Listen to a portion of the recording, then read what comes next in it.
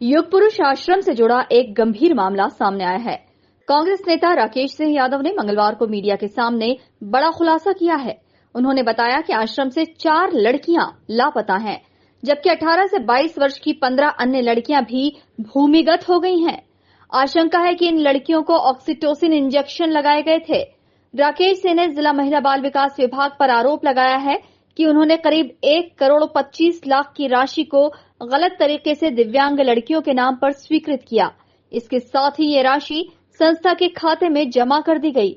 विभाग के अधिकारी रामनिवास बुडोलिया, अनीता शर्मा और तुलसी धनराज पर भी आरोप लगे हैं। रिपोर्ट में ये भी बताया गया है कि अनाथ आश्रम में 18 से 30 वर्ष की करीब 9 लड़कियों को अवैध तरीके से रखा गया था और उन्हें बर्थडे पार्टियों और फार्म हाउस पार्टियों में पहुंचाया जाता था। ये भी गंभीर जांच का विषय है कि इन लड़कियों को किसके आदेश पर अनाथ आश्रम में रखा गया था। ये युगपुर आश्रम कांड का एक बड़ा खुलासा आज किया है। जिस तरीके से प्रशासन और सरकार पूरे मामले को छिपाने में लगी है, कुछ ऐसे तथ्य सामने आए हैं जिससे पता चलता है कि ये निठारी कांड से भी बड़ा विभत्स कांड है। हमने 4 बच्चियों के आधार कार्ड नंबर और डिटेल जारी किए हैं। चारों बच्ची आश्रम से लापता हैं, ना हॉस्पिटल में ना आश्रम में। या तो इनकी मौत हो चुकी है या ये गायब है। ये कहाँ है, इस बात का जवाब प्रशासन को देना चाहिए।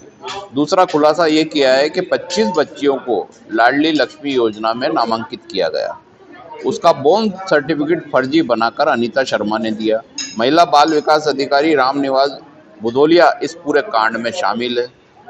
तुलसी साजिदा भी शामिल है। इन लोगों ने मिलकर फर्जी लाडली लक्ष्मी बनाकर पैसे का फायदा उठाया, सरकार को चूना लगाया। इसमें महिला बाल विकास के अधिकारी भी शामिल है, जिला कलेक्टर के कुछ एसडीएम भी शामिल हैं। उन लड़कियों की उम्र 13 से 14 वर्ष है, जबकि नियम यह है कि 5 वर्ष से छोटी बच्ची अगर है तो वो लाडली लक्ष्मी योजना में भागीदार हो सकती है। ये सोचा समझा षड्यंत्र है कि 2-3 साल बाद वो लाडली लक्ष्मी योजना उम्र के हिसाब से पूर्ण हो जाएगी और वो पैसा निकाल लिया जाएगा। ये अपराध ऐसा नहीं है कि प्रशासन और शासन के नॉलेज में नहीं है, लेकिन इसे छुपाया जा रहा है, जिसे आज तथ्यों सहित, लिस्ट सहित उजागर किया गया।